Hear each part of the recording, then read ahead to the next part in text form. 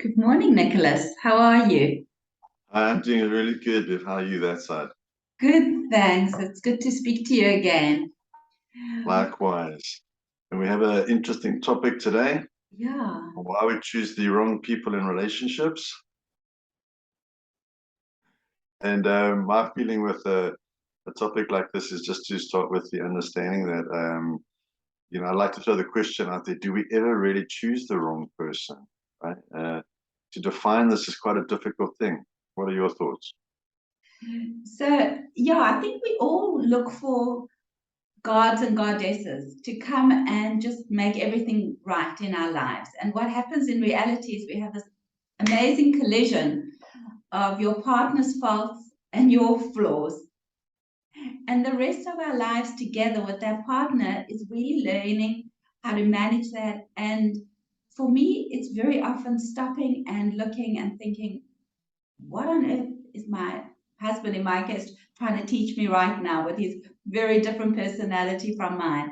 And if I just Yeah. take that pause and that breath, then I can see the whisper of what I still need to learn. Because I really believe our partners come to complete that conversation in a way that we never completed with our parents when we were much younger, or with our caregivers when we were much Mm, younger.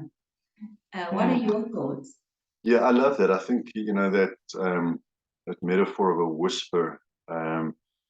We in our work would want to try and enhance that voice inside, right, to create an awareness so that that voice becomes louder as to what is actually happening in the relationship as far as the relating dynamic and how people are there to also understand what their needs are and how to get those needs met, that clarity in and around that, and therefore what their values are and how to be supported in those things.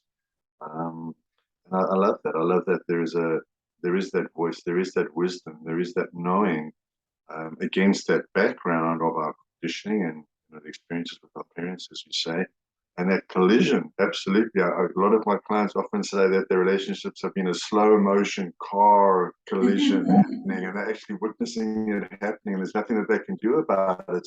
So Oh, just frozen. empowering, isn't it? Deciding what is right and what is wrong in relationship. Right. And I love what you said. There are a couple of things that you said that are beautiful and profound. Our internet's a little bit unstable. What I noticed that basically, if people ask me what I do, that I teach people how to get what they want in a relationship. You were talking about getting what you need, giving your Yeah. partner what they are longing for, and then learning to cherish the deeper connection and the closeness that healthy giving and getting bring us. Mm, Very often part of this wanting to marry our God or our fantasy is that he'll be a mind reader or she'll be a mind reader. mm, And of course, that's so not true. And especially for women, we need to learn more how to ask for what we want, yeah. but also ask for it in a respectful way. A lot of the women I Mm, meet are grandiose, one up, hello, speaking to one of them. And asking in a kind, gentle way is not necessarily part of my nature. And people think that relationships are just about, I'm just going to use my intuition. Oh, well, how is that working out for you? No, there are clear skills in asking mm, for what you want.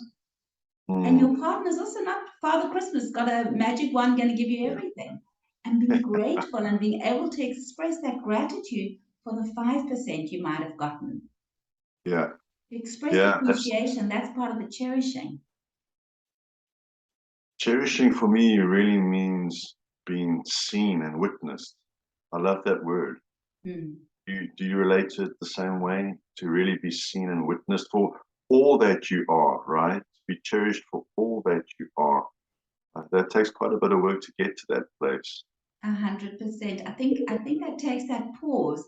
Certainly, that's what I teach, and certainly I find in my own. Obviously, I always say to my clients, I'm a fellow traveler. I'm not the Yeah. expert. I'm also living. Beautiful. I also live in relationships. Beautiful. To take that pause and see who is the person sitting next to me, even if I've been with Mm, them for many, many years. Mm. So that I can really listen. I love that. And then to notice, wow, okay, I can respond to what you're actually saying, not to what I Yes, think you should be saying. absolutely. And that takes a big level of curiosity, doesn't it? And it also takes a willingness to go to those places where I think, do you not agree that in the evolution of a relationship, we need to get to that point where we start to recognize that we're there to give and not always to necessarily, receive. So there's a point where we get where we are full enough within ourselves where we can really take that step back and not, go me, but recognize that there's actually an us here. And Right. how do we nourish and nurture that us, the we versus the I? I think that's a big transition for a lot of people. And in that dance, there's often that dynamic between the distance between the two people. I don't know if you find that a lot. I do.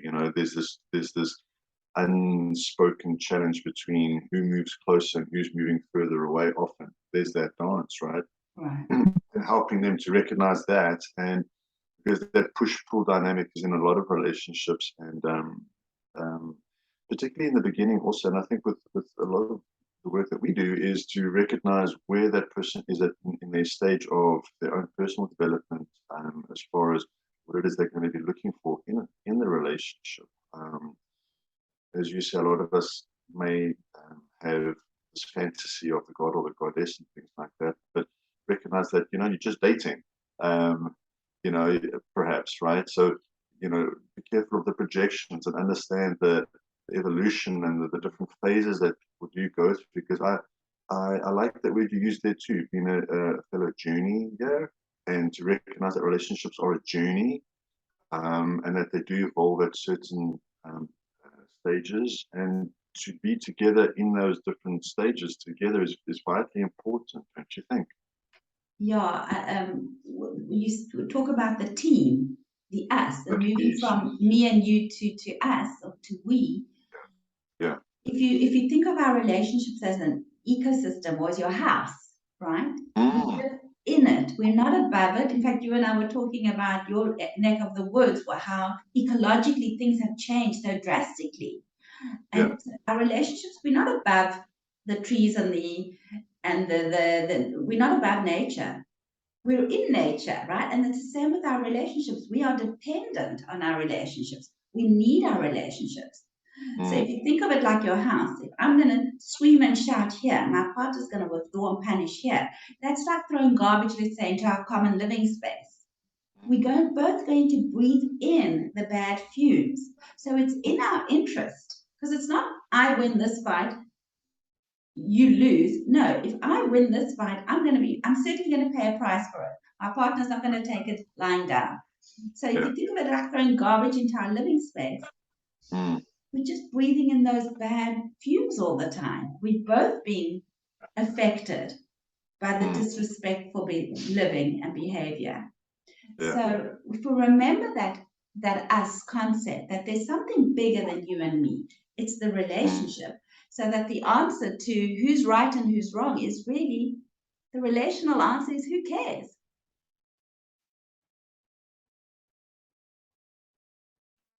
I don't know if that was picked up or not because we got frozen. I'm saying the relational answer to who's right and who's wrong is actually who cares. The relational answer is how are we going to manage this together? mm, yeah. Yeah, and I think getting the individuals to that point, right, where they have that amount of self-awareness and perhaps self-love, etc., to be able to engage like that is important. I have a lot of clients who have had divorces and have ended long-term relationships, and they're re-entering the dating cycle, and Yeah. they wounded, and to be able to get to that point of emotional maturity, of being able to have that outlook, takes quite a lot of work, I find, just to help a person recognize that um, the problems that come up in the relationship, as you beautifully described it in the house, is um, it's not the relationship that's the problem. It's often the problem that's the problem, right? So if the problem can be put outside of the relationship and not allow that opportunity to start to infiltrate the relationship and hurt the two people, that's a good starting point for them also. But yeah, I think choosing the wrong person comes a lot down to also understanding that you do not have enough of the awareness around what it is that you're wanting and that what you're needing in relationship, or also what would also ultimately be good for you in relationship. Right? In other words, understanding what you value and how to integrate those different aspects of the values and the lifestyles and the um, the needs, as we've been saying. There needs to be greater awareness around those things so that people know what to look for and what to actually go for and how to work towards that common goal, to make that house analogy that you had really work, and that goes a long way to help people understand who's right for them. We talk a lot about non-negotiables and red flags and things like that in our work also. And what is your take on that? Understanding, how do you vet a person or filter through an experience? It comes from knowing what you are, right, and who you are, and what it is that you need, and what you're good with, and what will work with you, and your dynamic. For example, in my life, I have 3 young daughters, right? That impacts, that has to come into the picture when it comes to relating. What do you find useful when you are helping somebody to decide whether it's the right or wrong relationship for them? So I don't really talk in right or wrong, but what I do always question or put out there as 3 requisites. You've got to feel safe. So if there's any kind of violence, you need to get out of that or get safe. If there's any preconditions, psychiatric preconditions, either we need to come in, the couple need to come in, and we discuss what are you doing about your alcohol problem. Within a month, I'd like you to be in a program so that we know. And self-medicating, what are your mood stabilizers? What's going on for you? Because there's no availability to work on the relationship when those are dominant. In fact, I've got a client who she's about to start and she said, I'm very ADHD. Well, that's the first thing we're going to be looking at, how that impacts your relationships and what are you doing about it. So those are the first things that I would say you need to get out the way before you can actually get into whether this is even a healthy relationship for you. But I mean, we've got so much more to say, and I think we wanted to keep it short. And let's see another angle we want to take with this. But what I wanted to say, my last words are: you're talking about people in divorce, is to work with someone to get into relational recovery. Relational recovery with yourself first, and then see how you get into relational recovery with others.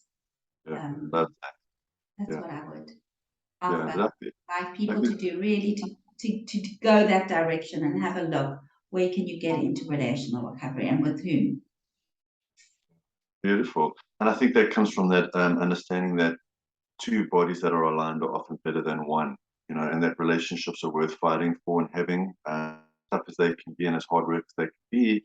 There is that understanding that when people are together, it can be better, right? And doing that work is worth it. And I love that relationship recovery and relationship readiness, right? To be ready for opportunities that come your way. And the more ready you are, the more you will be able to see what's right, what's wrong for yourself, because you would have learned self-trust too. I think a lot of people need to develop that trust aspect of themselves, also to trust themselves again, to make the right decisions and to know what they can get also. Bev, thanks so much for the time and this. Thank you, Nicholas. This was wonderful. And we'll do it again. Yes, there's lots of different avenues we can go down. And thanks for the wisdom and your kindness to me on the call today. I appreciate that. Thank you. All right. Take care now. Bye. Bye-bye.